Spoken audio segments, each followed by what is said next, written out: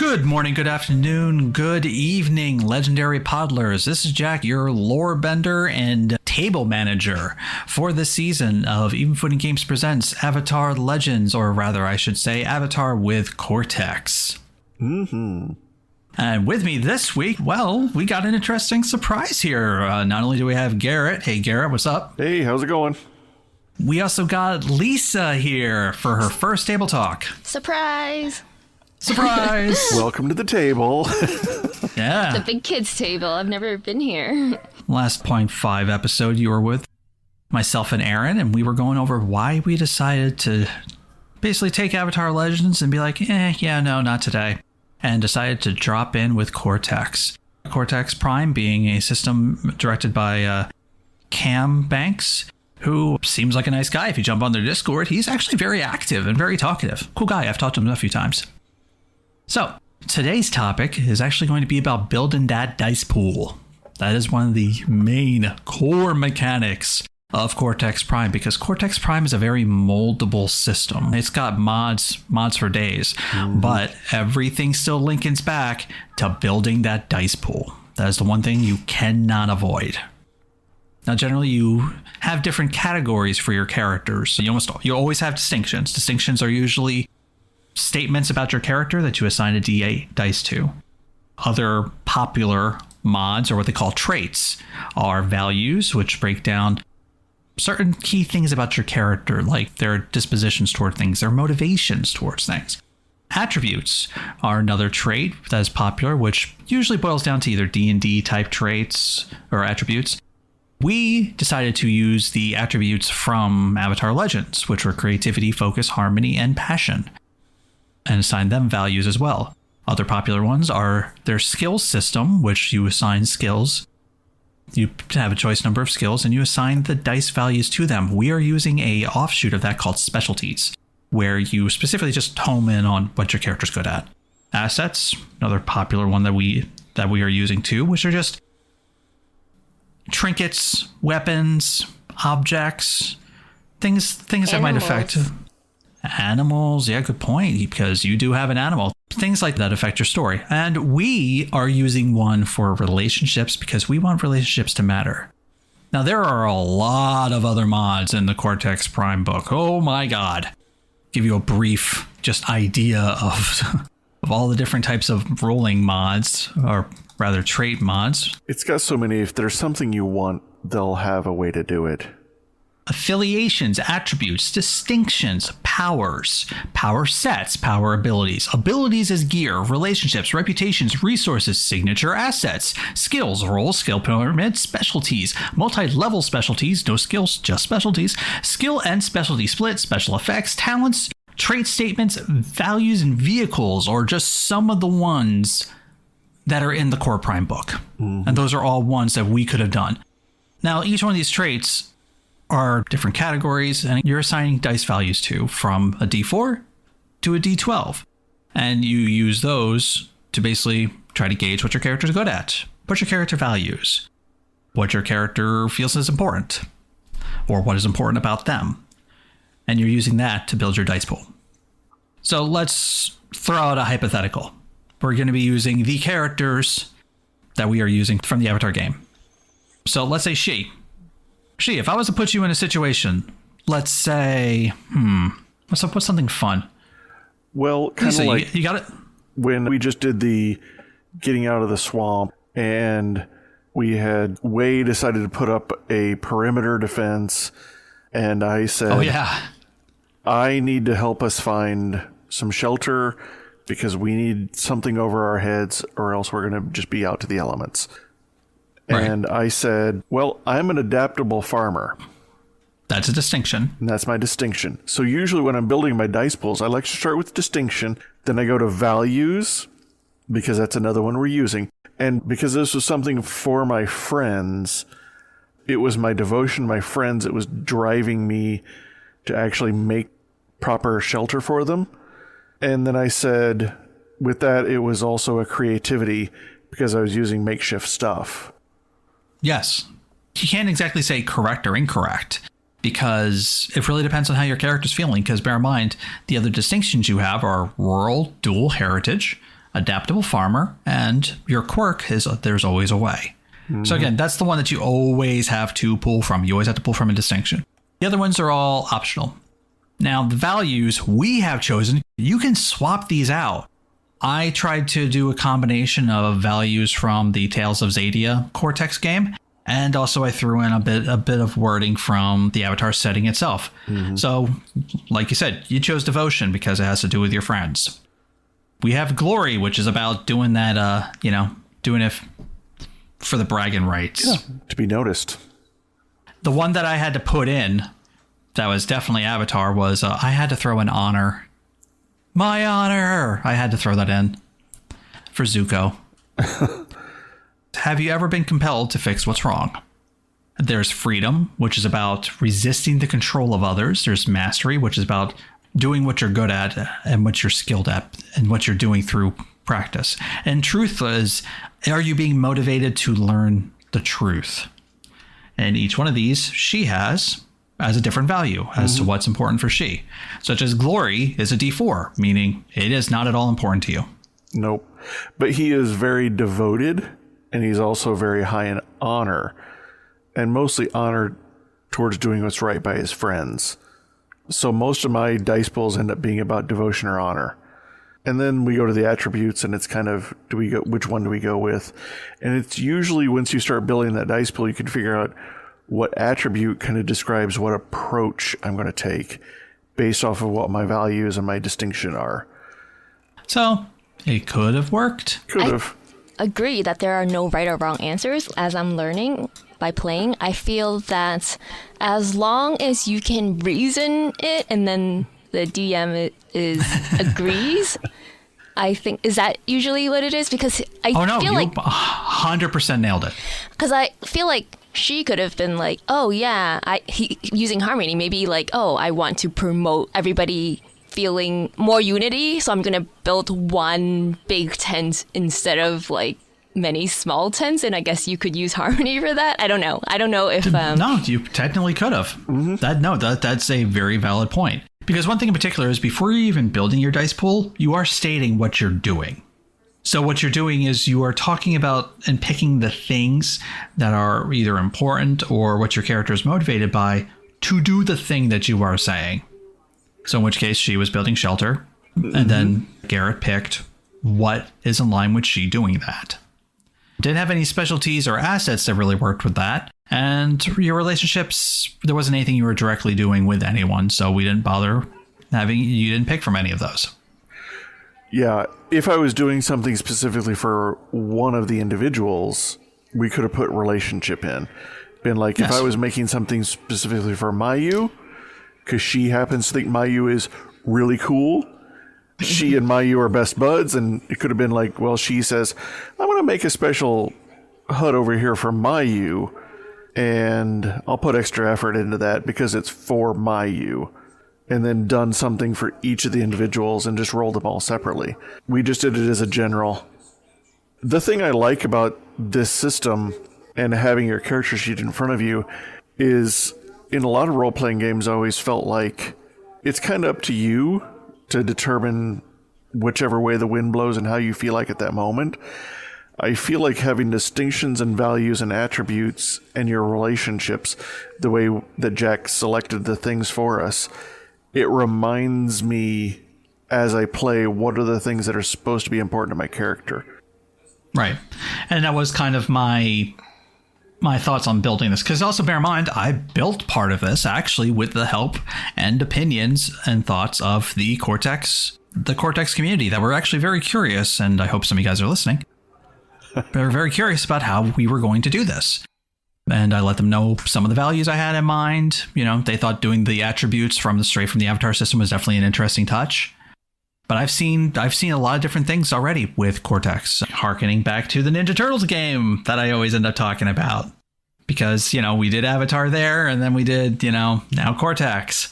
And I did values at first, but it really didn't feel like it was really fitting that much, and you can change them and adapt them. And I ended up doing motivations. Yeah, I could see that. Which was an interesting touch.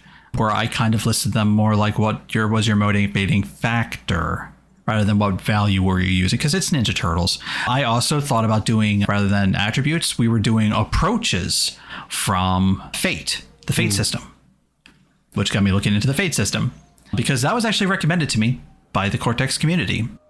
Now, I also saw like one thing, for example, like the Cortex book gives a great example on values where it's talking about, they're like, oh, hey, if you're doing like maybe like a gritty romance, like interesting intrigue game, maybe your values might be the 7 deadly sins. And I was like, okay, you got my attention. So when we go to our telenovela, we can make it 7 Deadly Sins, the telenovela. I 100% want to be on the telenovela one. I think we all do. I think we've had a lot of... It's a waiting list, okay.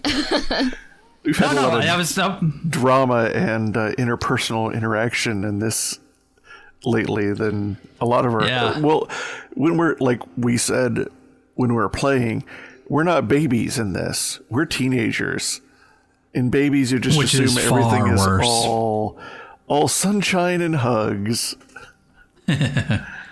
Teenagers are all like, see the way they're looking at you?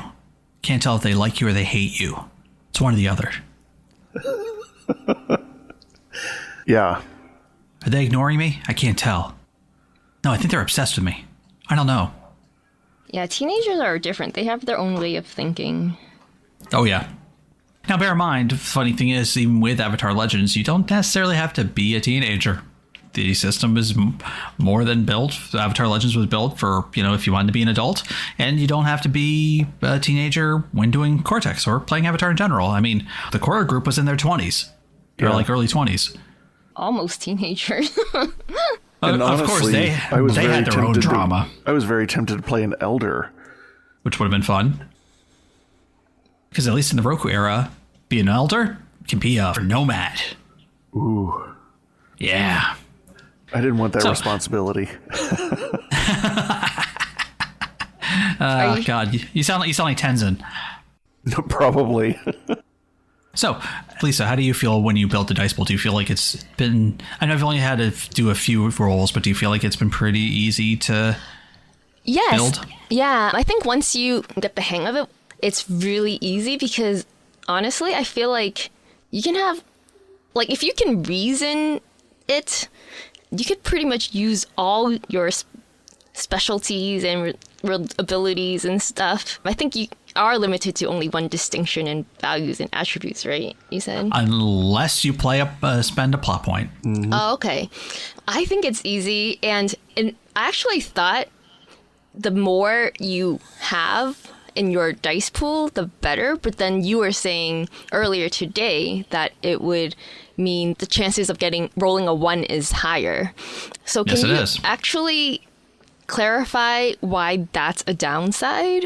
Is that just because you'll buy it from us and you'll cause us a thing? Mm-hmm. Well, that's called a hitch. Yep. If you get a 1, the big downside is you cannot use that die for anything. You cannot add it to your total. You cannot use it for an effect. You cannot use that die for anything. That's the big downside. But yeah, the GM can offer to buy it as a hitch. You get a plot point because I'm choosing to give you a complication. By default, the complications usually I add stress on to you. Stress being kind of like the hit point value, essentially. I work with the players to figure out what fits. So I know sometimes in the book it specifically says, oh yeah, no, the GM says what it does. I'm like, nah, I'm giving you guys emotional damage and stuff. You tell me what that means to you. That's worse. Emotional damage. I mean, it's like worse in that context, but it's good for the game and keeping us on our feet. Or do one of my personal favorites, which is I like using hitches to cause a complication, a narrative complication. Just like in Powered by the Apocalypse, where, someone rolls bad. Well, there might be you did the thing, but the little hiccup. Or maybe something that causes something to happen in the background that you don't realize. And then the more we gather hitches, the more that things comes out of the background to haunt us later. And then we gotta finally deal with stuff. You got it. That could be. Yep. That's how I roll. So I have a question, actually. If I build a big dice pool and I roll multiple ones, are you only allowed to buy one of them or not? That is a very good question. Now, here's the thing. I can buy all of them. And then But how would here's the downside. I still only give you one plot point. Mm-hmm. But I can activate all 3 or 4 or whatever. Oh. Yeah, because you can only earn plot points at once each phase. So you roll, you get a plot point there. When you're working out your values and everything, if you're getting a plot point through like a special effect or something, you can gain a plot point there, but only one. I mean, I can buy 3 hitches, but you're only getting one plot point, and I'm activating those suckers 3 times. Mm-hmm. Okay. So Yeah, this whole time I thought it was good to have a big dice pool. It is good. It is good and bad. I would say it's good if you have a lot of high number dice. Mm-hmm. If you have a lot of low number dice, yeah, that's not that good. If you're looking at D4s and D6s, So maybe don't add those to your dice pool. Do it when it makes sense too. there's times where a D6 is useful because you may roll a 1 on your D10, Yep. and that And you D6 roll may a actually save you. Yep, I've seen it happen. We say like, oh, that's not good, but at the same time, getting the hitches and the narrative complications and the plot points, I mean, they're all good because it's fun. It's fun narrative, and the plot points, you want to rank those babies up. It's a lot like, so I used to run a lot of D100 skill-based systems, and I would narratively take a look at the rolls and come up with other things that were happening in the background, let things happen, but other stuff would advance. It's very similar to what Jack's doing. It's more of a mechanic to allow these negatives to happen. Yeah. There's a basic thing with role-playing where they say, keep it to Dora the Explorer level. We're going to go to the bridge, we're going to go to the forest, we're going to go to the mountain. It gets really boring when Dora has no problems doing all 3 of those things. But if along the way she has a hitch, and on the way to the forest from the bridge, she runs into Swiper, that was a hitch. Yeah. I agree. Yeah, To overly I don't feel simplify like it it's for a everyone. negative when you get a hitch. Like, it's not a bad thing. But it like is something to be aware of. Okay, so if you buy all 3 of my hitches, are you gonna give me a worse scenario, or are you gonna have like 3 smaller like inconveniences or whatever? Like how? I would base that on the situation. Mm-hmm. Okay, all right. Because I could rack it up. Because to give you an idea, let's say that I decided to not really so much do a narrative complication. I decided to add stress onto you. I can literally add those to your exhaustion. And let's say the first one would be a D6. And then with every one after that, I just step it up. So I'd be like, okay, the D6 is now a D8. Okay, it's now a D10. And now that means you took a D10 exhaustion. Yeah. Which is a So- lot. From context, I can tell that that's not something I want. But can you explain why a D10 exhaustion is like I mean, yeah. We haven't had to do it too much. Let's say your character has a D10 exhaustion. Mm-hmm. Whenever you roll in the future on anything that we feel that your exhaustion is involved, like let's say you're exerting yourself physically in some other way, I take that D10 and I roll with it against you. Mm-hmm. Oh, okay. See, now So that that makes sense. Because gives- I was like, the D10 sounds like it would be better for me, but now that I know that it's for you to use, then that makes more sense. But if you spend a plot point, you can use that D10.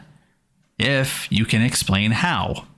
Maybe the exhaustion is a motivator. You're pushing you through. Of course, when you do that, though, it automatically bumps up to a D12 after you do it. But you would have a D10 to use. So it's like you're pushing through it, but you're making it worse in the long run. Okay. But hey, maybe that helped you. That makes sense. Yeah, it's a fun little thing. Cool. And you can also Sorry. you can also take like hindrances on your own rolls. So one of the things with our distinctions, we can gain plot points when we switch out a D8 for like a D4. So we're kind of intentionally handicapping ourselves if it's something we're pretty sure we're going to do anyway. Yeah, distinctions always have a hinder mechanic where, you can step it from a D8 to a D4 down, where if you feel like you're really low on plot points, and all it is just steps it down for just that roll. Mm.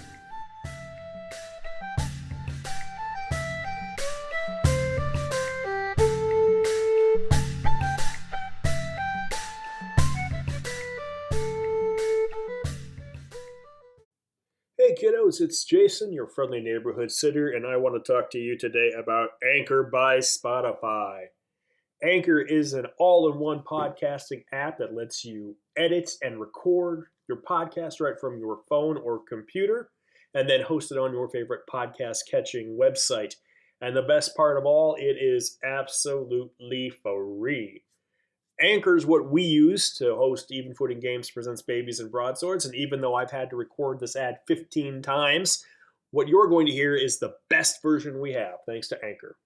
So download the Anchor app or go to anchor.fm to get started today. It is so easy, a baby could do it.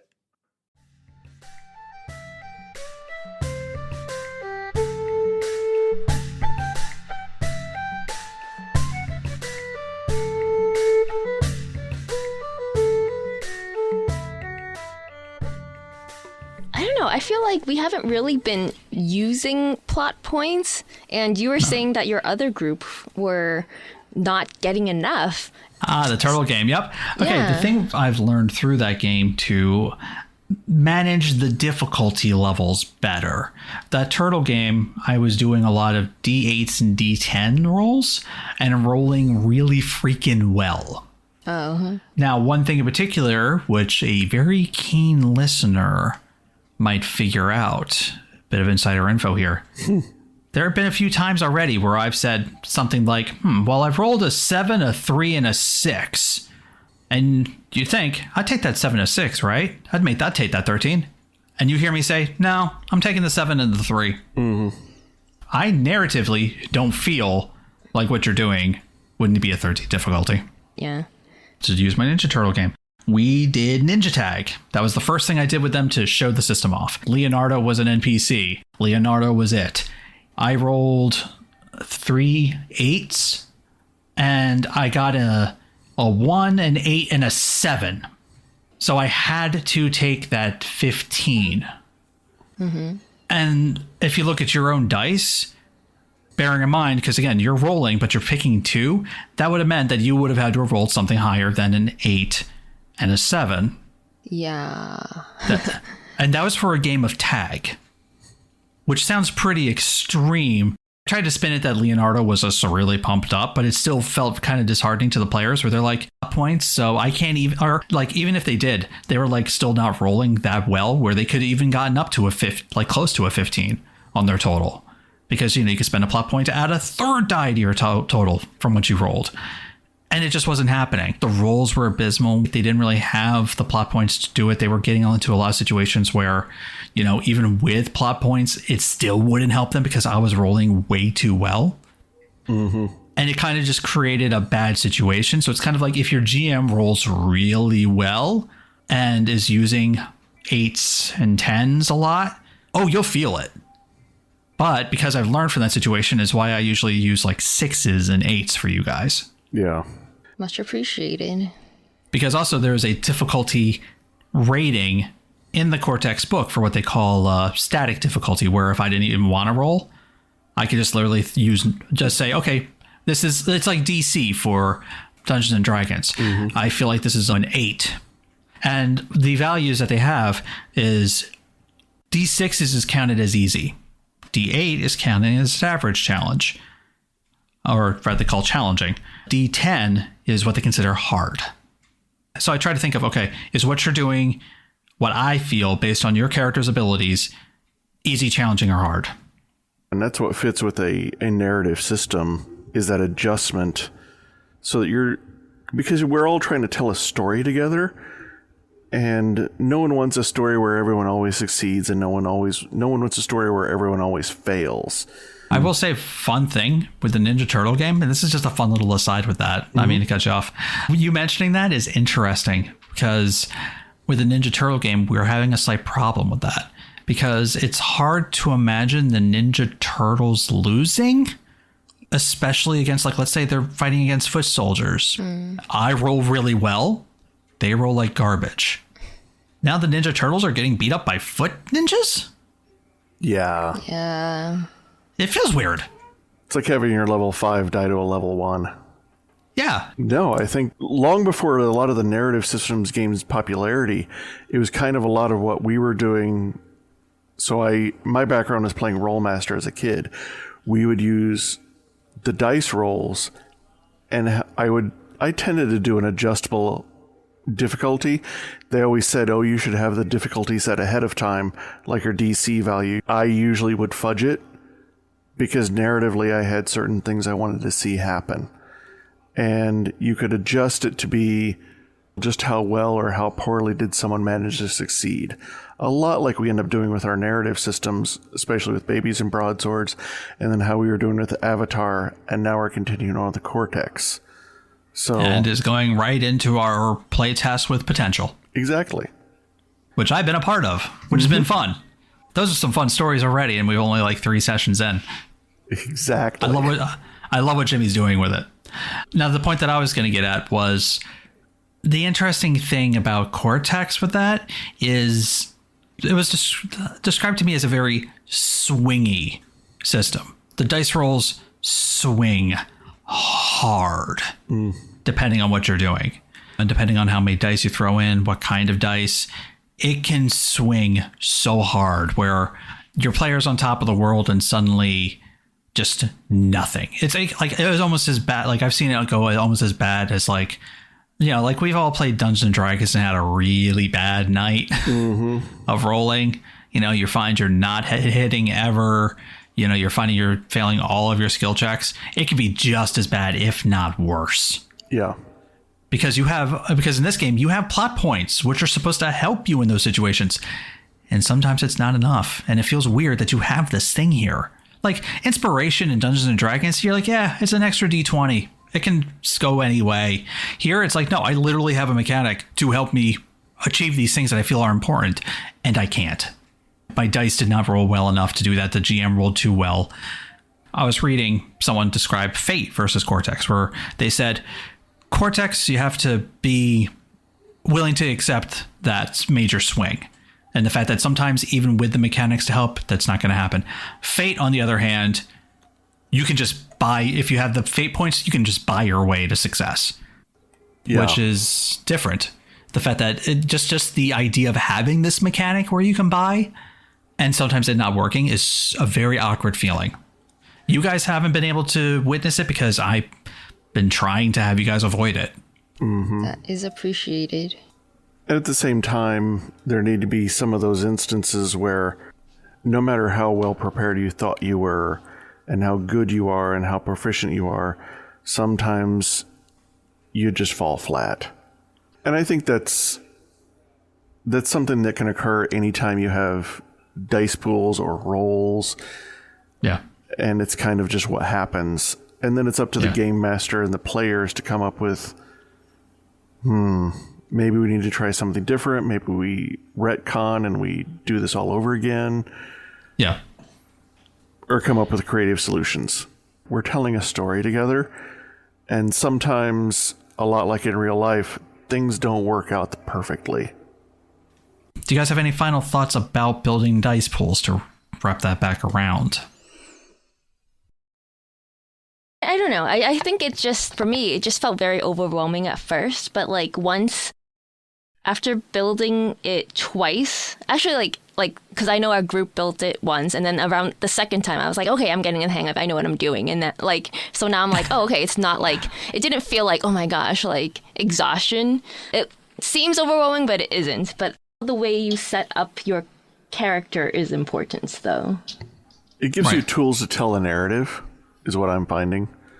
And then building your dice pools are how you tell your narrative.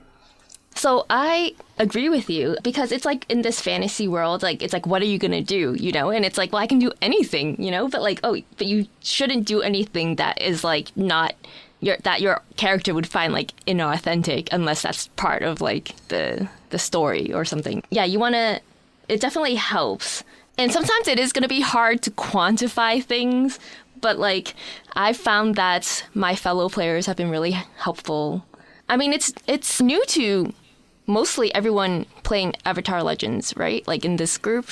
So yeah, so I don't think it was like hard to pick up. I'm glad that Jack like is familiar with it and like can explain and stuff. And I think that makes it definitely very much easier and smoother.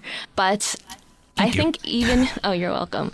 But even if like everyone was new, well, I think you would definitely still need a knowledgeable GM. So you know what? Never mind. Scratch that last part. But like it's definitely not as overwhelming as it may seem in the beginning. I mean, obviously for every tabletop, yeah, knowledgeable GM is what makes things go. Well, and like Jack pointed out, it could easily be quashed by taking the hardest rolls all the time and the GM leveraging to the 90th degree to just beat us. I mean, GM mentality changes from GM to GM. There are GMs that are all about that challenge, that are just like, you know, I have a friend who literally said, yeah, when I GM, you're against me. Oh, I don't want to play them then. Because it's like, as if I was living life and it's like me against the world. Like, I don't want to like do that. Yeah, he's very much about you overcome his challenges, you overcome his obstacles, you overcome his challenges. You know, is he as popular as you? It's a different that's style. an interesting question.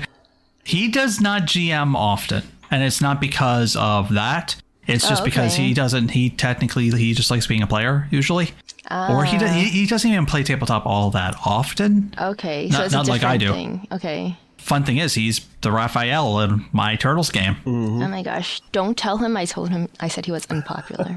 I'm kidding. I don't care. Yeah, he'd probably say the same thing I did. He'd be like, I hardly play. But no, he's a good GM, and where if you want a GM that gives you a challenge, that wants a GM that's trying to like push you and stuff, that can be fun. Mm-hmm. Like that's not a bad way of doing it. You're right. I take it back. He would not be popular with my style of playing, but that doesn't mean that other people do not find that style, like other people dislike it. So yeah. And he has taken a look at Cortex and all these narrative systems, and he enjoys playing them. He's like, I'd never run them. He's like, I'd always run something that's more skill-based. Yeah, that's understandable. So is that like more like straightforward, like technical and less like imaginative? Like I'm not sure. To bring it around to the dice pool. With the dice pool, you're building what your character would do and how they would do it and the approach they would take. Skill-based systems is more about what your character can do, and it's more of that like pass-fail. While with us, narratively, it's more not pass-fail, it's, well, is it good narrative or is it bad narrative? It's about how and why you were doing something. About how and why you're doing something. Him as a GM is a little more, you know, like the dice pool with this and how you're building out why your character's doing it. He doesn't, I mean, he has fun with it as a player, but not as a GM. Yeah. As a GM, he doesn't care about that. He just wants you to just be like, do you do the thing or not? Do you think of the smart way to do it? He doesn't, as a GM, care. You know what's funny is that before playing this, I thought all GMs were very like, I don't even know. It's like very the same all the time, consistent. Like I wouldn't think, like the example you gave, it's like you rolled like a 5, a 6, and a 7, and you didn't pick like the two largest dice, right? And like it's like, oh, that seems like it would be wrong against the rules. Like, you know, like that's the point, you know, that like the universe treats every situation that I don't even know how to No, I get exactly what you're saying. What you're saying is that it feels weird that I would not do the thing that makes it the hardest possible. Yeah, because to me it's like, oh, before playing, right? I was like, oh, the GM is like objective, right? This is what he rolled. Oh, he or she rolled. And typically, I thought the rule would be to pick the two biggest numbers.